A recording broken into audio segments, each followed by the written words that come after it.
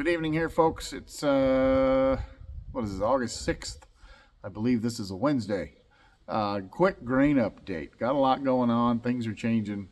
Things are changing fast. I wanted to get you guys updated on what's happening. So, pardon my informal appearance. I just didn't have, anyway, the harvest finished today and we just got home. So, okay, so first and foremost, the corn yield. Everybody's is talking about this massive corn yield, 186, 188, record yield, record acres. Not record acres, but huge acres, 95.3. No dispute with the acreage, but the yield is falling off fast. I've seen enough, I've been on the fence thinking, okay, do we really have an issue here? Do we not?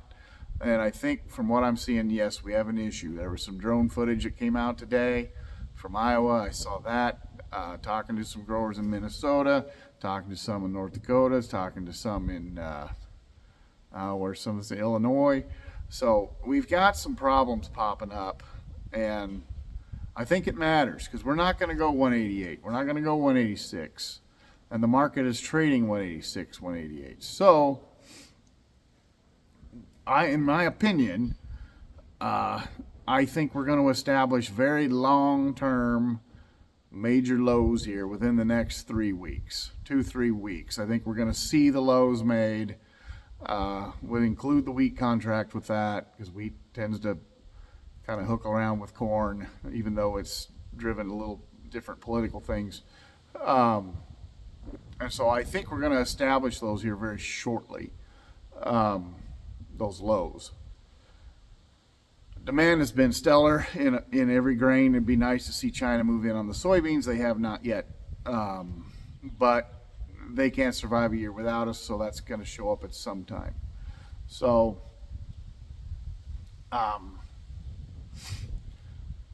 another thing that I'm noticing, we're seeing the cash, at least in the white wheat world, we're seeing that fall off. Kind of switching gears a little bit on you, but we're seeing that price fall off. It's still a good basis. It's still kind of up where I thought we'd be this year, at the lower end of it, right around $1.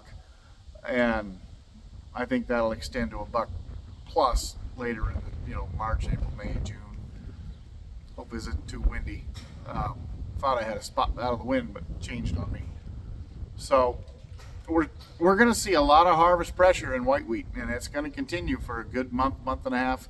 Could even bleed into the very end of September, so 2 months. So if we get 2 months of selling pressure, that's when basically the herd moved. And every time I've avoided the herd, it's been the right thing to do. So you either needed to sell ahead of this or well after it. I do not think we're going to see a sell window in white wheat for the next 2 months. It's just going to have too much producers selling. Demand has been awesome. I mean, we had 17 million bushels booked in the last 2 weeks. I do not expect a number like that tomorrow. Tomorrow, I think it's going to be between 0 and 3 million bushels, but just based on price action, and it's been quiet. I might be pleasantly surprised, but expect that in your text message tomorrow. We'll get that number, but I bet white wheat's between 0 and 3 million. But the last 2 weeks between, 17 million, just huge amount of wheat moving. Barges are moving, stuff shipping. I think the buyers know these are low prices and they're loading up. So things are on schedule with white wheat. Wheat complex, the futures, the big thing there is the war. There sound like some peace talks. We're going to be moving that direction, and the market is selling off like they're exiting war premium. Are you going to tell me we're at $5 a bushel and there's war premium built in this thing? You got to be kidding me. It's the dumbest thing. Shouldn't say that, but it seems just silly to me to think there's war premium in the thing at $5 a bushel when our costs are around $8. But that's where we are. So, but if we can get a peace deal, if we can get beyond that war thing, then all of a sudden we need to start trading it a little less political and a little more supply and demand oriented. I would expect a bounce, like $1.50, $2 bounce in futures, just based on coming back to reality. Right now, okay, this is the 6th of August. People are going to be making their planting intentions here their seed purchases and whatnot in the next 30, 45 days in the whole northern hemisphere, and you're going to see the lowest acreage in the history of wheat farming that goes back to records. You're going to see the absolute lowest amount of acreage that we've ever seen in the U.S., as well as other places. So the stage is set. Like I say, long-term lows are being established here in the next 2-3 weeks.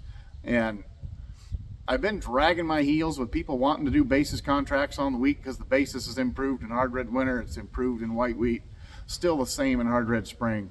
My thought is, let's drag our feet a little longer. We got a big USDA report next week. It's not gonna have anything good in it. It's gonna kick out a big monster corn yield. Got to remember, this is mostly roadside projections. The corn stuff I'm looking at has got a lot of yellowing. It's had way too much water. It's got disease pressure. You got groups that didn't get enough fertilizer on, one, because of cost, two, because it was too wet to get out there. With that said, there are some fringe areas that are going to have record yields. You look at eastern Kansas, you look at Missouri, southern Missouri, Georgia, North Dakota.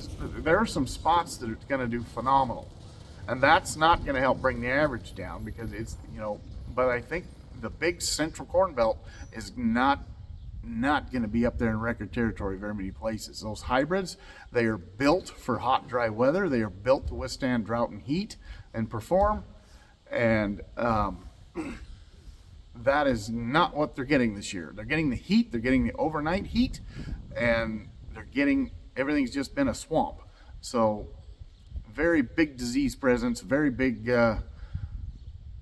yellowing, lots of that. Like I say, that drone footage was telling. I mean, you're going to lose 5-10% of the crop on a lot of those fields. So it's just something that I think you're going to see a lot of talk about here. So that's why I think the low is going to be set here in the next 2 weeks.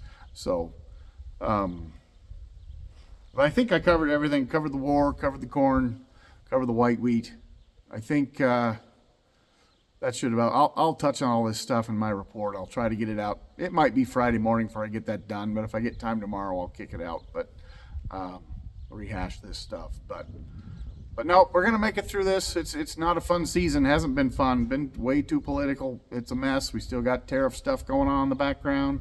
Can't confirm the Japan rumors, but that didn't sound good. Put a big old fat tariff on Indian stuff. That's not the direction we want to go with them. India got in trouble for buying Russian energy products, so we slapped a 50% tariff on anything from India. I don't know if it was one of the show segments. I remember saying it. We've got to be friends with India.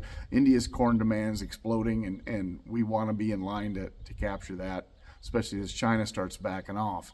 But anyway, yeah, hopefully we'll get into a less political time here soon, and people can start focusing on supply and demand a little bit, and we'll go from there. So that's all I got. Enjoy your evening. Hope you guys are finishing up harvest, or at least getting moving on some of it, depending on what elevation you are. Northern Plains guys probably got a lot of work ahead of you. Anyway, yeah, keep the corn pictures coming, and we'll talk to you soon.